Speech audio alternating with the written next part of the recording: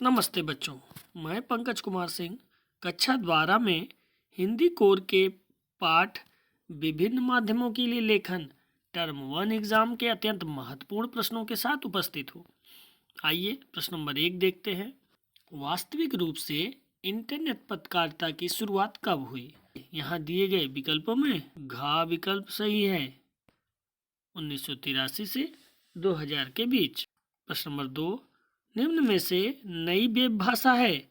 तो निम्न में से नई वेब भाषा है HTML hyper text markup language, ये इसका फुल फॉर्म है। प्रश्न नंबर 3, डॉट कॉम कंपनियों के बंद होने का क्या कारण था? तो डॉट कॉम कंपनियों के बंद होने का कारण विषय सामग्री और पर्याप्त आर्थिक आधार पर अभाव था, इसलिए दिए गए विकल्पों में का विकल्प सही है। प्रश्न नंबर 4, निम्न में से कौन सी साइट भुगतान के बाद ही देखी जा सकती है? तो निम्न में से इंडिया टुडे वो साइट है जो भुगतान के बाद ही देखी जा सकती है। प्रश्न नंबर 5, भारत की पहली साइट किसे कहा जा सकता है? भारत की पहली साइट है rediff.com, यानी घ विकल्प यहाँ सही है। प्रश्न नंबर 6, वेबसाइट पर विशुद्ध पत्रकारिता शुरू करने का श्रेय किसे जाता है? तो हल्का.com को जाता है, घ विकल्प यहाँ सही है। प्रश्न नंबर 7, हिंदी में नेट पत्रकारिता का आरंभ किससे हुआ? तो यहाँ पर वेब दुनिया, इसलिए ग विकल्प यहाँ सही है। वेब दुनिया से हिंदी में नेट पत्रकारिता का प्रारंभ हुआ। प्रश्न नंबर 8, निम्न में से कौन सा अखबार प्रिंट रूप में ना होकर केवल इंटरनेट पर उपलब्ध है? तो निम्न में से प्रभा साक्षी है जो केवल इंटरनेट पर उपलब्ध है। प्रश्न नंबर 9, आज पत्रकारिता के लिहाज से हिंदी की सर्वश्रेष्ठ साइट कौन सी है?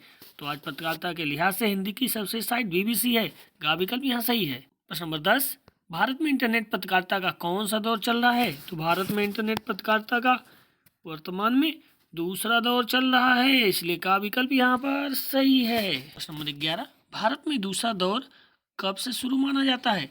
तो भारत में दूसरा दौर वर्ष 2003 से शुरू माना जाता है, यहाँ पर का विकल्प सही है। प्रश्न नंबर 12, निम्न में से कौन सा भारतीय इंटरनेट साइट है? टाइम्स ऑफ इंडिया या आउटलुक, IBPN, ये सभी। तो यहाँ पर ये सभी भारतीय इंटरनेट साइट है। इनके अलावा जी न्यूज़, आज तक, हिंदू, ट्रिब्यून, पायनियर, ये सभी विकल्प भी भारतीय इंटरनेट साइट के हैं। प्रश्न नंबर 13, निम्नलिखित में से कौन सा प्रमुख जनसंचार माध्यम है? तो यहाँ पर प्रिंट मीडिया, टीवी व रेडियो, इंटरनेट सभी प्रमुख जनसंचार माध्यम है, घा विकल्प सही है। किसी भी प्रकार के माध्यम के लेखन के लिए किसे ध्यान में रखना होता है? तो इसके लिए माध्यमों का ध्यान रखना होता है, का विकल्प यहाँ सही है। प्रश्न नंबर 15, आधुनिक माध्यमों में सबसे पुराना माध्यम क्या है? तो सबसे पुराना माध्यम अखबार है। आधुनिक युग की शुरुआत किससे हुई? आधुनिक युग की शुरुआत मुद्रण के आविष्कार से हुई। सबसे पहले मुद्रित हुए। मुद्रण की शुरुआत कहाँ से हुई? मुद्रण की शुरुआत चीन से हुई। चीन में सबसे पहले मुद्रित हुआ, लेकिन छापे खाने का वर्तमान स्वरूप जो है वो जर्मनी के गुटेनबर्ग को जाता है।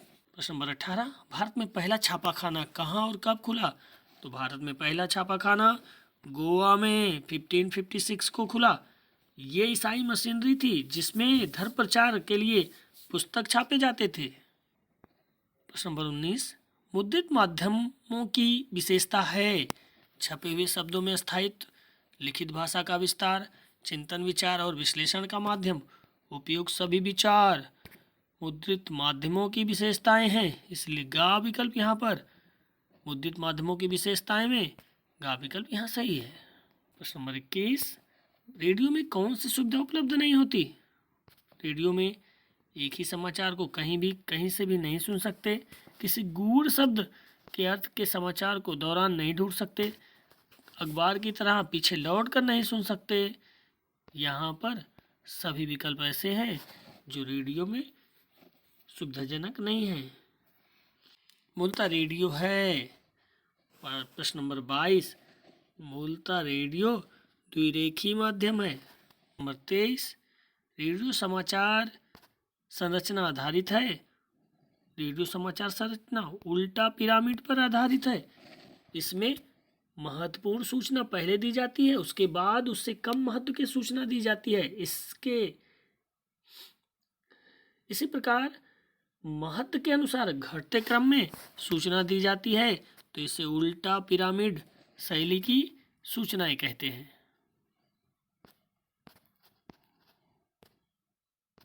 रेडियो समाचार के लिए लेखन की बुनियादी क्या आवश्यकता है? साफ सुथरी टाइप कॉपी, डेडलाइन, संदर्भ और संक्षिप्त वार का प्रयोग, ये सब लेखन के लिए, रेडियो के समाचार के लेखन के लिए आवश्यक बुनियादी बातें हैं। इसलिए यहाँ पर गा विकल्प, डेडलाइन, संदर्भ, संक्षिप्त वार का प्रयोग और साफ सुथरी टाइप कॉपी दोनों सही है, जिसमें का और खा शामिल है। प्रसारण के लिए तैयार की जा रही समाचार कॉपी को टाइप किया जाना चाहिए, तो ऐसे समाचार कॉपी को ट्रिपल स्पेस में टाइप किया जाना चाहिए, तो गा विकल्प यहाँ सही है। समाचार पत्र लेखन के लिए निम्न में से क्या आवश्यक है?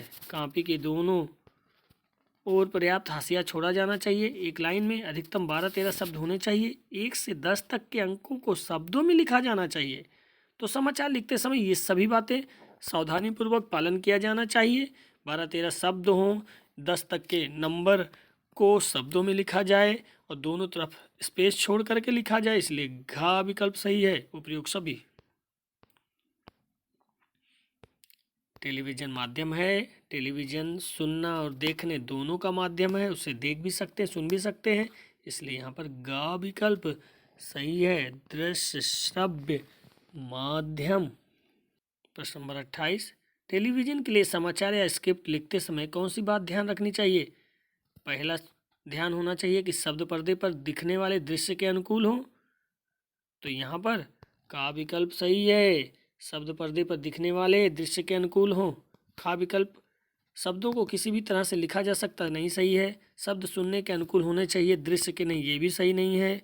और शब्द की दृश्य या श्रव्य में अनुकूलता आवश्यक नहीं है, ये भी सही नहीं है, इसलिए खा विकल्प सही था। प्रश्न नंबर 29, टेलीविज़न पर खबर वस्तुतः कितने हिस्सों में बटी होती है? तो टेलीविज़न में खबर वस्तुतः 2 हिस्सों में बटी होती है। प्रथम मुख्य खबर के रूप में, जिसे बिना दृश्य के न्यूज़ रीडर या एंकर पढ़ता है। दूसरा वह खबर जहां से खबर से संबंधित दृश्य दिखाए जाते हैं, इसलिए गा विकल्प 2। टेलीविज़न पर खबरें 2 भाग में बटी होती है। प्रश्न नंबर 30, किसी बड़ी खबर को टीवी पर किस रूप में दिखाया जाता है? टीवी के पर्दे के निचले हिस्से में या ब्रेकिंग न्यूज के रूप में? तो यहाँ पर खा विकल्प ब्रेकिंग न्यूज के रूप में किसी बड़ी खबर को सनसनी बना करके दिखाया जाता है। प्रश्न नंबर 31, जब रिपोर्टर घटनास्थल पर होता है तो खबर का प्रारूप किस चरण में होता है? तो खबर का प्रारूप फोन इन के प्रारूप में होता है। सांस्कृतिक कार्यक्रम के लिए शानदार प्रस्तुति देते ये बच्चे, इस तरह की खबर जनसंचार के किस माध्यम के लिए उपयुक्त है? इस तरह की खबर जनसंचार के टीवी माध्यम के लिए उपयुक्त है, जहां बच्चों को देखा भी जा सकता है और उनके द्वारा किए गए ध्वनि को सुना भी जा सकता है। टीवी के लिए खबर लिखते समय किस तरह की आवाज़ का ध्यान रखना जरूरी होता है? उस समय बाइट या कथन और प्राकृतिक आवाज़ें यानी नेट साउंड दोनों की आवश्यकता होती है, इसलिए गा विकल्प का और खा दोनों सही है। प्रश्न नंबर 34, नेट साउंड किस माध्यम से संबंधित है?